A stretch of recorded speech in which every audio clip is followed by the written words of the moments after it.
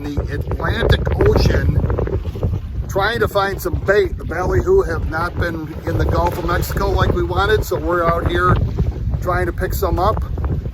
If you enjoy this content, please like and subscribe. I am out with, my partner, Captain Carl Bish from Food Chain Charters, foodchainfishing.com.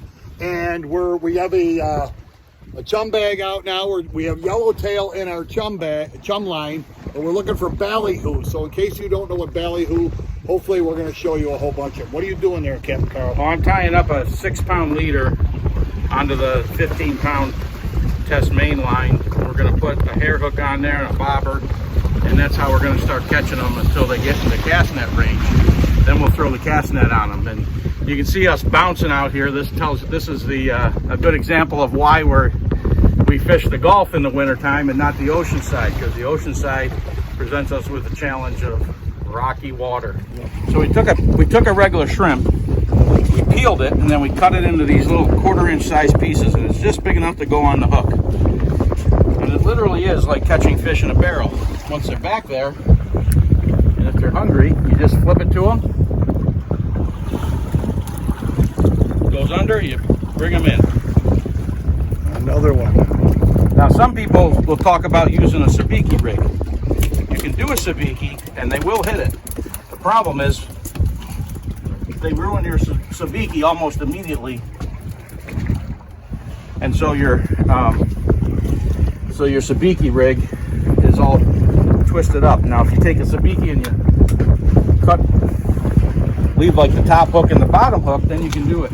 Right. But then you're wasting $4 on a sabiki hook to do basically the same thing you can do with a 20-cent. So you just cut the beak off and the tail for what purpose? Just so it fits better in a plastic bag when I vacuum seal.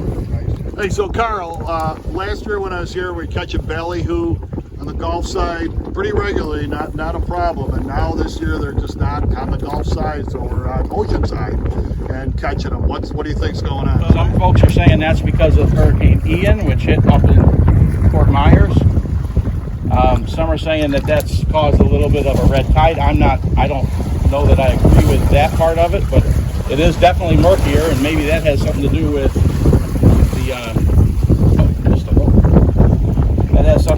the ballyhoo being out there.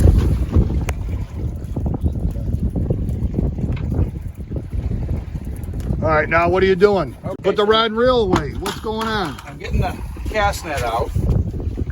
Now the guys the native Keylanders here, conchs or whatever you want to call them, they're born with a cast net in their mouth, so they attach them to their right wrist at birth. And you put the loop on your hand, and then I gather up the line.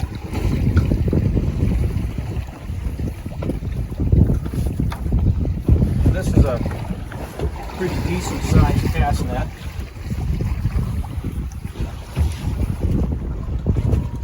I'm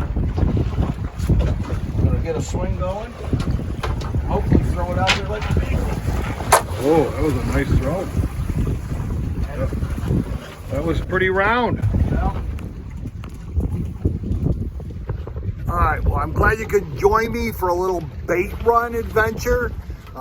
It's a very necessary part of fishing in the Gulf, the back country, bottom fishing for snapper, mackerel, yellowtail, sharks, whatever. Like Carl said, fresh blood, fresh nerve firings.